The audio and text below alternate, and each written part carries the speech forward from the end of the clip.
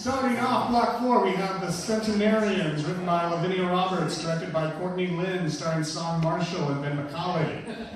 Followed by Artificial, written by Christopher Morris, directed by Daniel Sappington, with Brianne Jasmine, Caitlin McNichol, Mehmet Khan Aksoy, and Jenna Cappers.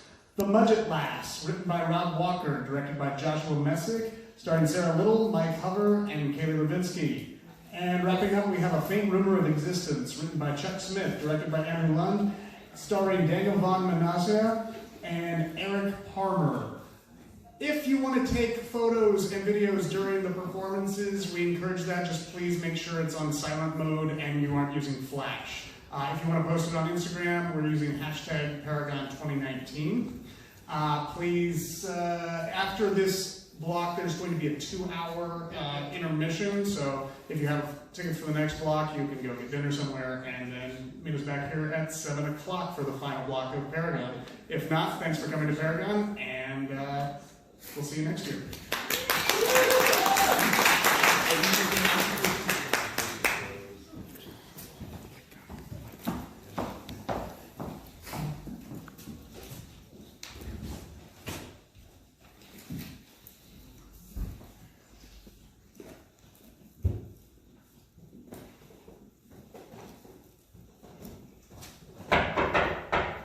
Come in.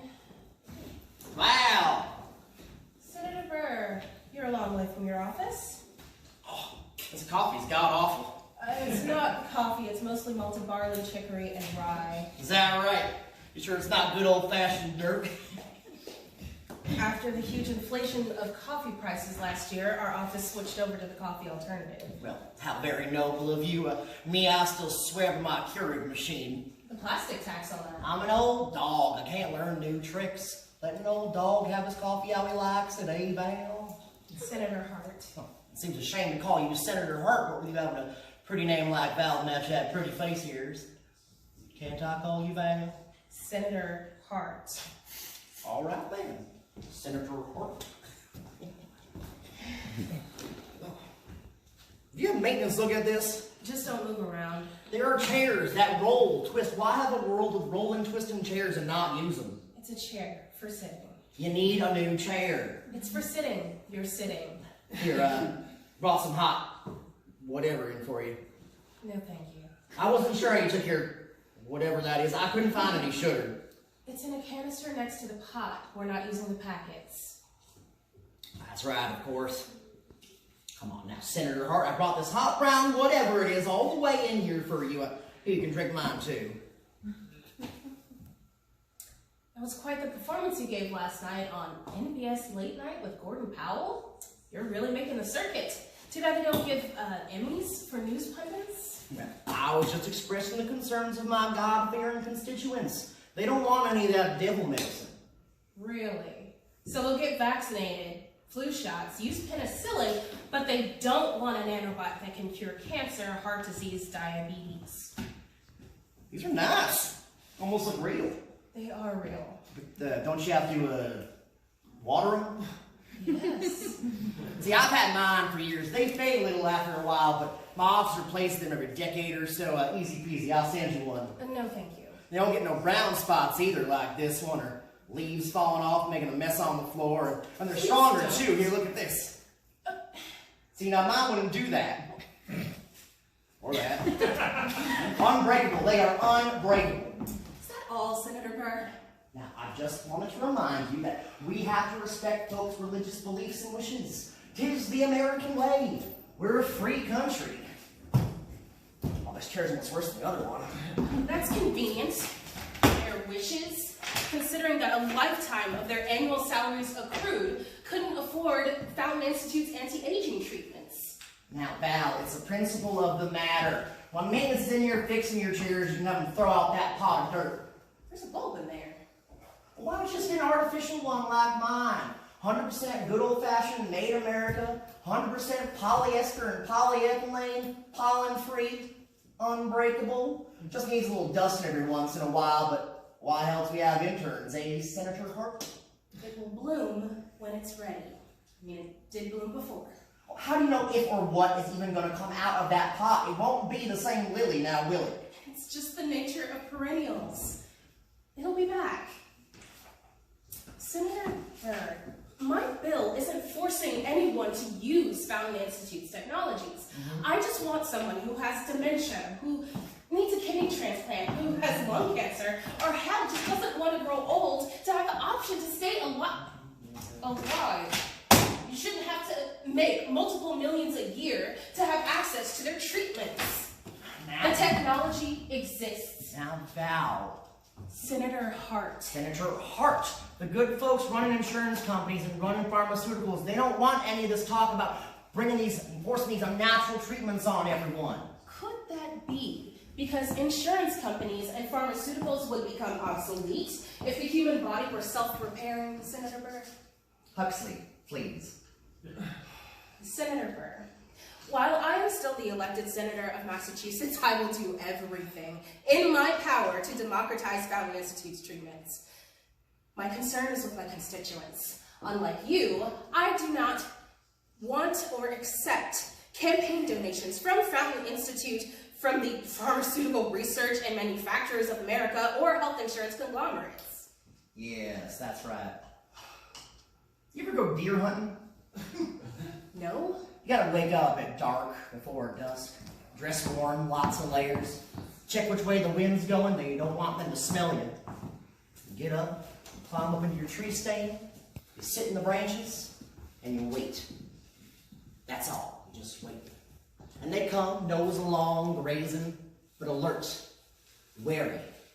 Anything will make them sprint, bound, fly away. You've got to be silent, breathless, still, ready. You aim, maybe a shot just below the back of the skull and the first 4 cervical vertebrae of the spine. Some folks aim for the boiler room, that's the heart and lungs. Double shoulder shot, entering the shoulder blade on one side, slamming through the body into the far shoulder blade, snaps the spine. Now me, I just draw a line from tear duct to tear duct, and then I go 2.5 to 2.75 inches above that line. Centered. Brain. Always hit the brain, if you can. It has to be clean. Midterms next year, aren't they? Well, wasn't this nice? I'm sure we'll have another little chat soon. How long do they run? After they're shot before they die? I've heard sometimes deer can run for miles, that you can't find the bodies. You wouldn't want them to bleed and scare off the other deer, so they would never come back to your tree stand, so they would know that your field, your woods, was a place of death. Well, that's my boys Prince and Richard for. Plot hounds. They can smell that blood miles away. Don't you think death has a smell to it? Nothing like the scent of fir trees or cut grass or coffee or whiskey, but something deeper. You can smell it in your bones, a little shock, a little desperation, a little grief, but mostly fear. Thick, reeking fear. Dogs can smell that even better than we can, I think. Never smell like fear around my boys. They'll tear you to bits like a swamp rabbit. They're sweet as moon pie, but they're just dumb animals. It's all they know. It's in their nature. It's hard to teach an old dog new tricks, Val, darling. Marigolds. I have artificial marigolds. Need more color in here. You should smile more. That furrow in your brow makes you look old. How old? Around your age? 137? Well, how nice of you to remember, but it's 136. Not 137 for a few more weeks. I'll have an aide bring some birthday cake or a nice sweet something for you as a reminder. No, thank you. Well, it's no trouble at all. I wouldn't want you to forget. I love birthdays. Another year older. Thank you so much, fellow senators, for attending this afternoon to discuss the current draft of Senate Bill 3052 to make Fountain Institute's technologies available to the public. It's a pleasure to be here, Kelly. I'm a huge fan of your show. I watch it every morning before my daily Bible study and morning prayer. Ever since you contacted me to come on and talk about the Aging Institute of Fountain Research, I've been looking forward to this little heart-to-heart with my fellow Americans. God bless America. Fountain Institute of Anti-Aging Research, founded over 100 years ago, is one of the wealthiest corporations on the planet. Fountain Institute has the technology to 3D print implantable biomaterial structures, giving a 100-year-old the gut microbiota of a 30-year-old, and nano devices for the treatment of diseases involving tissue and cellular degeneration. Now, many of the God-fearing folks I represent in Tennessee want nothing to do with this newfangled technology. As Gloria Perkins, an evangelical Christian minister on my campaign's evangelical advisory board, said, "We've already had our shot, our medicine, our treatment. He bore our sickness and carried our diseases. He redeemed us from the curse of death, and we receive it, and we take it, and we are healed by its stripes. Amen." Now, all this talk about taking these technologies that nobody wants and forcing them on Americans, now that's downright artificial intelligence and downright un-American, if you ask me. Currently, Fountain Institute of Technology's clientele is in the top 1% of the socioeconomic bracket. Their oldest client is 167. The average age is 100. While some Americans live to be 100, many are dying in their 30s, 40s, 50s, or 60s of cancer, heart disease, diabetes, or living for years with Alzheimer's and dementia. The average life expectancy of Americans is still 80 years old, the same as it was 100 years ago.